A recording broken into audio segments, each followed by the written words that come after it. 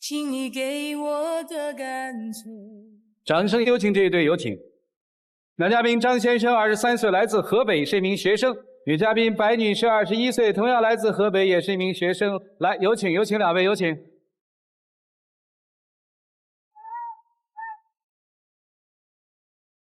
欢迎两位哈，主持人你好。好，谈恋爱谈了多久啊？谈了1年。奔着结婚去的？啊，对，在学校里认识的？对，我们不是一个专业的，但是加入了同一个社团。我第一眼就觉得她挺好看的。哦。然后就约她出来吃过几次饭，感觉挺聊得来的嘛，然后就在一起了。挺好吗？什么前男友乱七八糟的，怎么回事儿？就是刚开始我跟他在一块儿还挺好的啊，但是后来我就发现吵架之后，我觉得他大男子主义很严重。我有一次跟我前男友吃了一次饭，从那之后他就开始对我管控管得很严，让我有点受不了。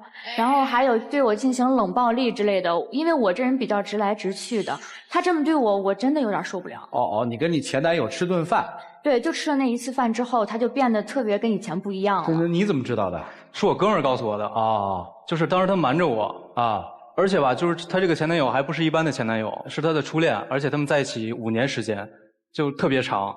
哦，跟他吃饭还不告诉我，我就觉得他肯定是还对他前男友念念不忘。哦，然后我当时没有想瞒着他，我当时就是因为一些工作关系才跟他吃的饭，但是我没有想到他居然误会我。我当时也跟他解释很多，他都不相信，然后7、8天就没有搭理我，从那个时候就开始对我进行冷暴力了。我肯定会发火，你想你跟他吃饭都不告诉我，而且你们俩就是之前有那么长一段时间的感情经历，我就觉得就这件事对我影响特别大，就是他这个前男友在我心里一直是一个梗，虽然我平时嘴上不说吧，但是我心里会就是做一个比较，我就觉得他对他前男友就比对我要重要。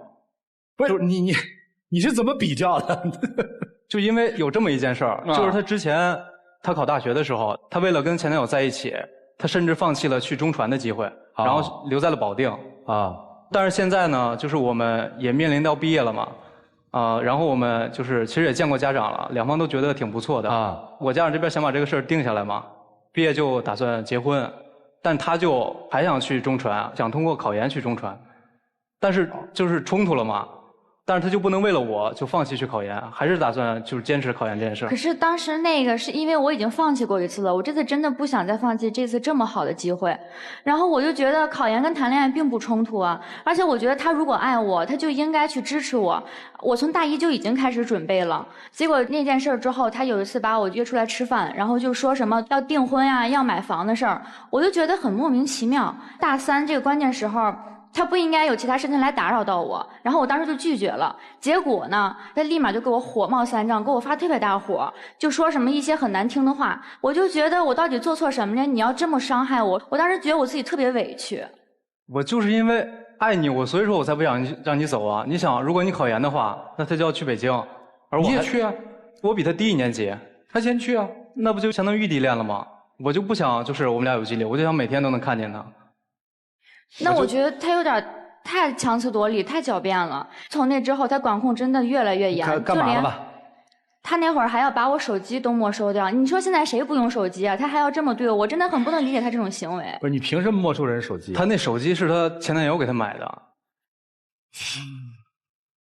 我看见那手机我就特烦。那你买一只送给他吗？不就完了吗？你没收人手机干嘛呀？是啊，我当时没收了之后，我就立马买了一只新的给他嘛。主要是因为我为什么摸他手机？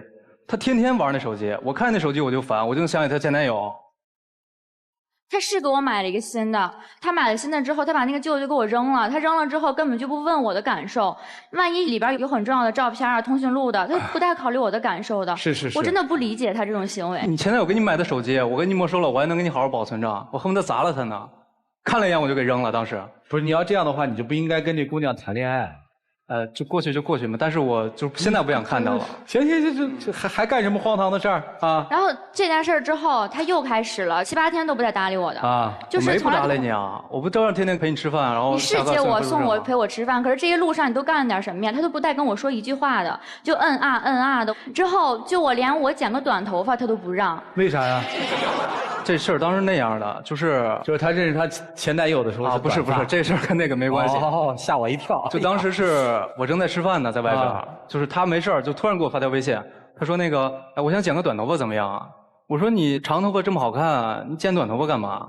我说你没必要剪，我就给他回了一句不行，就没想到半个小时不到，他直接就顶个短头发出现在我面前，我就想，我说你这是故意存心给我找不对，你知道吗？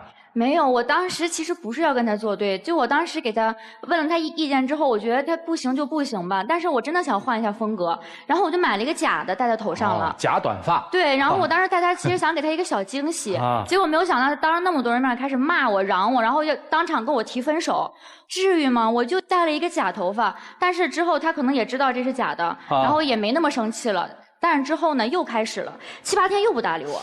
我当时生气是因为他就是我都跟他说了不行了。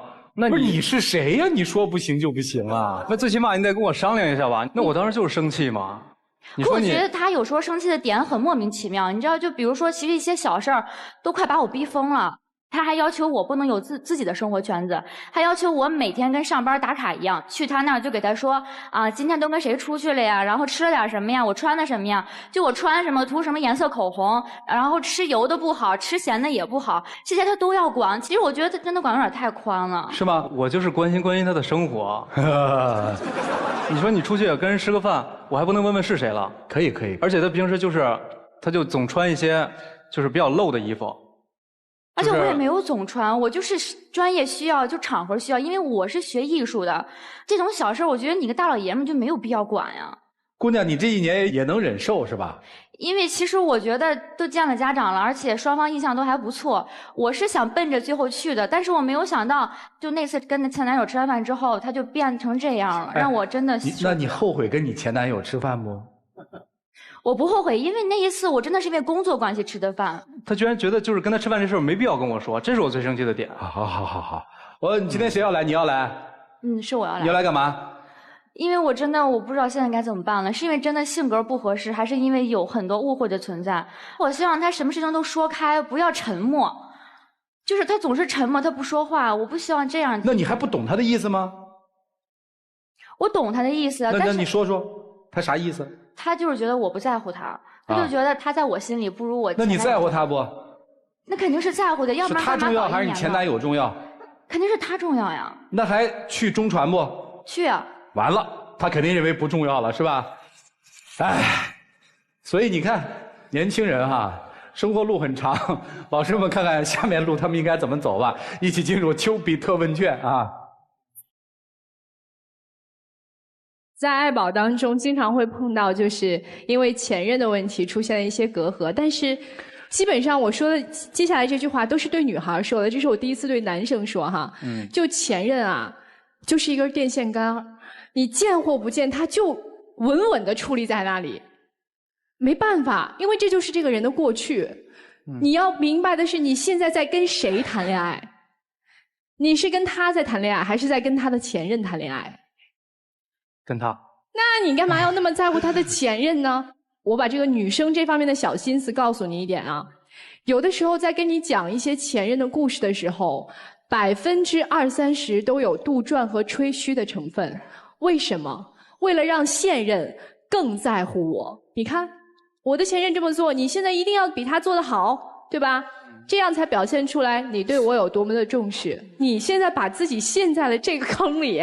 就是你觉得，如果他不为了你放弃中传的研究生，就证明他爱你没有爱前任多，这是不对的。你不能用这样的思维去考虑这个问题，不能划等号。因为人在不同的时间节点、不同的情境，会做出不一样的选择。因为这是人的成长过程。所以你如果一直把自己陷在这样一个前任的漩涡当中，拿自己跟前任去相比较的话，最后伤害的是你们2个人的感情。然后接下来说这个冷暴力的问题。冷暴力是什么？就是在回避问题。谈恋爱是最忌讳有问题埋在心里不说，这样的话会让另一方真的很抓不住你。一定要有什么问题当天解决，马上解决。情侣之间是一定容不得冷暴力的，这样的话你们的感情一定不会长久。所以多替对方想，这样才会有一段美好的爱情，对吧？好，谢谢。谢谢老师。男孩回答我问题啊。5大还是1大呀？5大。5大哦。那你的这个1年和人家过去的5年怎么比啊？你跟他相处了多久啊？你不可能365天都在一起嘛。你这1里头啊，你还老闹矛盾。我听到的就几个7、8天冷暴力喽，就没有沟通。你比人家那个5年啊，有越来越小了，对不对？你这样做，只能让你那个1后面可能不能继续再加1了，因为你在干涉人家的未来的规划。你在过早的说我们订婚吧，这刚哪儿到哪儿啊？女孩至少听到说，哎，你懂我吗？你做这些，你管我的头发，你管我的衣服，你管我做什么？你是在跟我谈恋爱呢吗？我们谈什么订婚？你越这么做，他越不爱人。小伙子，他跟前男友吃饭，那是因为工作，他知道你会介意，所以不告诉你，没有什么恶意，对你没有什么背叛，但换来的是什么？你的冷暴力。对他公平吗？他会放心的把自己交给你吗？不可能啊。让自己成熟起来，知道这个事实其实是大多数男生都会发生的，都会有这个年纪会去做出来的。忍的初衷就是说，因为我爱他，忍得了说明你会成长，忍得了会显示出你的爱，忍得了才有可能让他接受你，好不好，小伙子？好。女孩呢，你做的还蛮对，至少很理智，你知道什么样的人适合你，所以你在面临他订婚的这种莽撞的幼稚的行为的时候，你会说不，你会坚持说我还会去选择中传，因为那是我的一片天。你知道你未来生活一定先做自己，才能找到真正那个爱自己的人，对不对？就这么去做吧，好吗？就这样。谈恋爱平常心很重要。你会想，那个男人跟他在一起5年，你只跟他1年，他们俩在一起所看过的景色，共同做过的一些事情，远远比你要多，你会觉得吃亏。但从另外一个角度上来说，甭管他跟前男友在一起多少年，最后还是落你手上了，对不对？这样想你又舒服了一点。也许你会想，他为前男友做了太多的一些事情，包括为他放弃自己的学业。但是一个能够跟前男友谈5年，并且能够放弃自己学业的女人，难道不是一个重情感的女人吗？是。所以说两方面都想一想，你的平常心就出来了。你就是缺乏一颗平常心，内心太脆弱。你总是希望用一些形式上的问题和方式来表达自己的存在感。剪头发，向我报告；跟前男友吃饭，向我报告。你为前男友放弃了学业，也应该为我放弃学业。你太脆弱，太自卑。存在感不是自己要的，是别人自然而然给的。你说呢？是。对这样的男人，无论你如何的小心翼翼，如履薄冰，你都无法托起他的自尊，因为他就是脆弱的。如果你以他的方式处处向他申请，向他报告，想用这样的方式来维护他那点脆弱的自尊的话，到最后你会更难受。因为过于的自卑的人，在获得了一定自尊的满足的情况下，就变成了自大。所以不能按照他那个套路来，要反其道而行之。但有一点我是赞同的，和前男友吃饭可以跟他知会一声。是人都有一个嫉妒心嘛，你说呢？如果他没有为他的前男友放弃去中传，他只是这一次要去中传，你让不让？让。所以说来说去，你不是谈恋爱，你是在跟那个男人比。我女朋友能为我做这个，我女朋友吃饭都会报告我，其实是在比，而不是真正的爱自己所谓的爱。你明白吗？明白。从今天能找回一颗平常心，可以。很难，但慢慢找。我年纪越大就越会有平常心。好吧，不要按照他的要求来，按照自己的方式来。但男女之间的界限规避还是要有的。就这个。谢老师，我觉得做人实际上面是有边界的。男生做的这一切其实已经越界了。即使他父亲，我觉得也没有权利要求女儿这样做或者那样做。我会发现现在好多那个年轻的情侣，其实都是在人生界限上面出了问题。女生，我不知道你的人生界限在哪儿。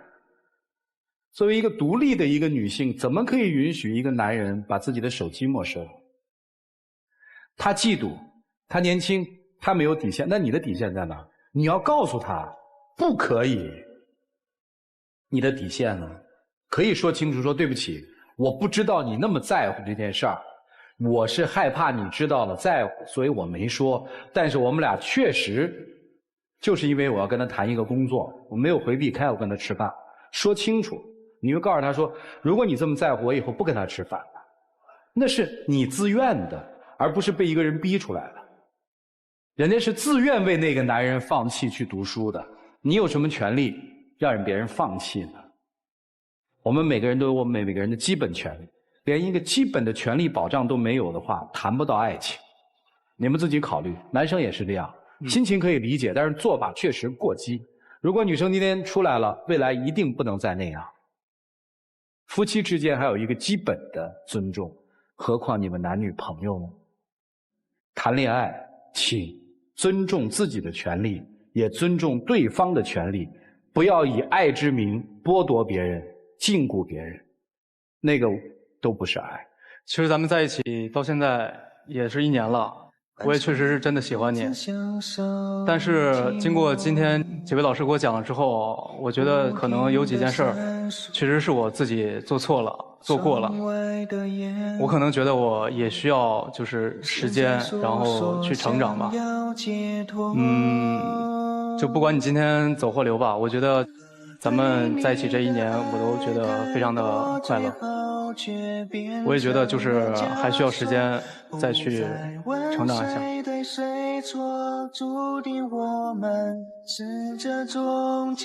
谢谢两位，请回吧。谢谢两位年轻人，谢谢你们的分享。